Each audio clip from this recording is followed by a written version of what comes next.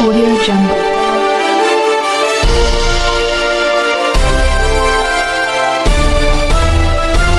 Audio Jungle.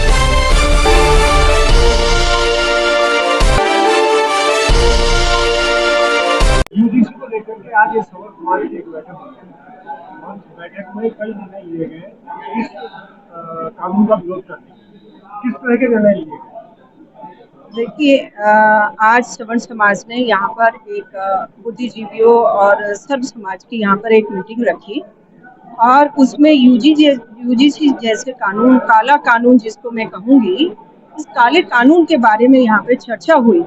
और जैसा कि सवर्णों के साथ किया जा रहा है इस देश में, इससे पहले भी सवर्णों के साथ सरकारों ने किया है। लेकिन मैं आज की सरकार से ये कहना चाहूँगी, मोदी जी से मैं ये आपके माध्यम से कहना चाहूँगी कि मोदी जी, आप इतिहास उठा के देखिए, सवर्णों ने सब समाज को साथ लेकर के इस देश को बचाया है, तोड़ा नहीं। आप ये ऐसा कानून ला करके इस देश को क्यों भेदभाव करके, क्यों आने वाले इतिहास को कलंकित कर रहे हैं? क्यों ऐसा कानून ला रहे हैं कि कल के आने वाले बच्चे इस इतिहास को आपके बारे में जान करके कल को वो बैठ के रोएंगे, एक तरफ हो जाएंगे। जहां आप समानता की बात करते हैं, ये कौन सा कानून है? ये समानता कहाँ से है? कल जो फूट ब्रिटिश राज्य डाल के गए थे, आप मेघालय की नीति पर काम कर रहे हैं। उस शिक्षा नीति को देखो, उस शिक्षा नीति में जो कमेटी बनाई थी, जब हमारा देश आजाद हुआ तो उस समय भी ये विरोध हुआ था।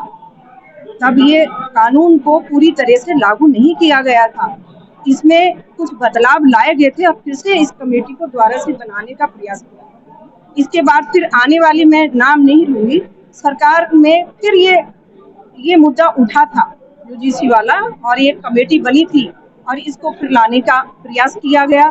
क्या हुआ? जनाक्रोश झेलना पड़ा। जब जनता आगे आकर के उस कानून को रोकी, तब वो बात वहां पर दबी और ये कानून फिर रुका। आज फिर उसी कानून को आप उठा कर ले आए। एक तरफ तो आप हिंदुत्व की बात करते हैं, राम राज्य की बात करते हैं। राम कौन थे? राम भी तो आज उन्हीं के वंशजों पर आप इस तरह के उनके बच्चों पर, वंशजों पर अत्याचार कर रहे हैं, जिन्होंने इस देश को बचाया, जिन्होंने नीचे से उठे लोगों को उठा करके। आप राम कोई कथा, आप राम का इतिहास याद कीजिए, क्या उन्होंने गले नहीं लगाया? छोटे से कभी एक वर्ग ने, कभी किसी ने कुछ किया तो क्या उनको सजा नहीं मिली? अरे आप समानता का कानून लाइए, जो गलत करेगा उसको कानून सजा देगा। लेकिन आप ऐसा कानून अगर बना देंगे तो इससे आने वाले बच्चों को बहुत पीड़ा आज हो रही है, कल उनका भविष्य खत्म हो जाएगा। तो मैं मोदी जी आपसे कहना चाहती हूँ, और धर्मेंद्र प्रधान जी, आप जो कह रहे थे किसी के साथ अन्याय नहीं होगा, समानता, ऐसा कुछ नहीं होगा, क्या आप उस समय बैठेंगे? आप उस समय होंगे या मैं उस समय होंगी? कोई नहीं होगा ना उस समय। जब अगर ये कानून बन जाएगा तो कौन, किसका स्पष्टीकरण लिया जाएगा? कौन यहाँ पर आएगा बचाने के लिए उन बच्चों को? आप ऐसे कानून को ला ही क्यों रहे हैं? आप समानता का अधिकार की बात कीजिए। नीचे दबे कुचले लोग हैं, हमने उनको उठाने के लिए आज एक साथ रोटी बैठ के खाते हैं, हम एक साथ रहते हैं, एक साथ हमारे बच्चे खेलते हैं, एक विद्यालय में पढ़ते हैं। कभी आज जो वर्तमान की स्थिति है, कोई भेदभाव नहीं करता, तो आप भेदभाव वाला कानून क्यों लेकर के आ रहे हैं? मोदी जी, आंख खोलिए, कल का ये इतिहास कहीं ऐसा ना हो आपको गाली दे, आपको कोसे। ऐसे कानून को, इसे वापस लीजिए। आपसे मेरा विनम्र मिश्रा,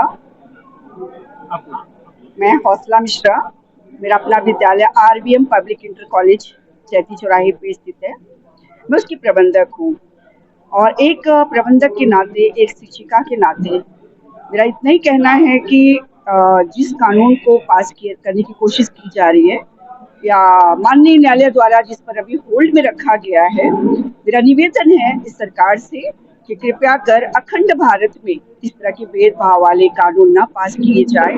खासकर शिक्षा के क्षेत्र में शिक्षा सभी क्षेत्र सभी धर्मों के लिए है, सभी जाति के लिए है।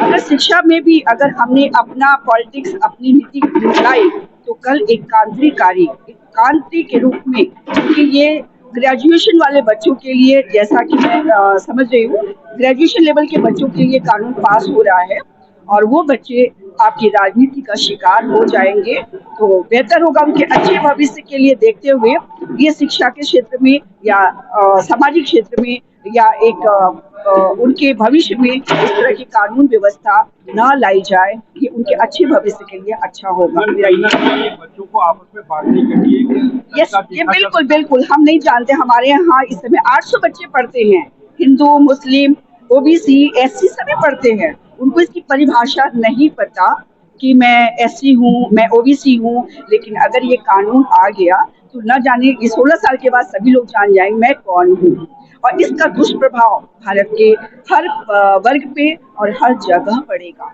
और जिस अच्छे मोदी जी ने या हमारे जो भी राष्ट्रीय नेता है अगर चाहते हैं कि हमारा अखंड भारत एक सामान्य तहत में सामान्य उसमें चले, जैसा उनका हमेशा सुनने में आया है, तो मैं इतना ही निवेदन करूंगी एक समाज सेविका के नाते भी, प्रबंधक के नाते भी, शिक्षिका के नाते भी, कि इस कानून का हम सब विरोध कर रहे हैं। इस पर पुनः विचार करके इसको हटाया जाए। मैम, कहीं ना कहीं ये देखा जाए कि स्वर्णों को जो शिक्षा का अधिकार है उससे वंचित करने के लिए भी इस तरीके से नहीं, देखिए एक चीज मैं कहूंगी, स्वर्ण है, वो अपने आप में बहुत हम वेदों के रचयिता हैं। स्वर्ण को कभी किसी ने ना दबाया है ना वो कभी दब सकते हैं। हमारा इतना कहना है कि जो हमारा भाईचारा, जो प्यार मोहब्बत हमारे बच्चों में पल रहा है, जो एक मानवता को लेकर चलना चाहते हैं, उसके बीच में ये कानून की तलवार न खींची जाए और ये स्वर्ण को और ओबीसी एससी का फर्क बता के कानून को लाके उनका भविष्य, उनका भाग्य आगे न खराब किया जाए। सिर्फ इतना कहना है। यूजीसी को कहीं ना कहीं शिक्षा को बेहतर बनाने के लिए उपाय लाने चाहिए, तो उसकी जगह इस तरीके नहीं, बेहतर तो ऑलरेडी कर रहे हैं, रिजर्वेशन दे चुके हैं, स्वर्ण को मिला कहाँ? नहीं, मैं शिक्षा की बात कर रहा हूँ। मैं शिक्षा को बेहतर बनाने के लिए नियम लाने चाहिए, तो उसकी जगह इस तरीके के नियम लाना कहाँ तक कायदेमंद? सर, ये एक तरह से हो गया कि जो स्वर्ण अपने बलबूते पे आज लड़के समाज में जगह बना रहा है, कल उसको तोड़ने का एक प्रयास किया जाएगा कानूनी रूप से। पहली बात, इसकी जरूरत क्यों पड़ रही है? हम तो ये पूछना चाहते हैं सरकार से, अपने प्रशासन से, इसकी जरूरत क्यों पड़ रही है? आप इस कानून को ला ही क्यों रहे हो? क्या ये काफी नहीं था कि आपने रिजर्वेशन कर दिया? पहली बात तो रिजर्वेशन करना ही नहीं चाहिए। आर्थिक स्थिति देखो, बच्चों को आगे बढ़ने के लिए इस तरह के आप भेदभाव के कानून बना के उनको रोकने का एक रास्ता तैयार कर रहे हैं। बस मेरा ये कहना है, इसकी जरूरत बिल्कुल भी नहीं है।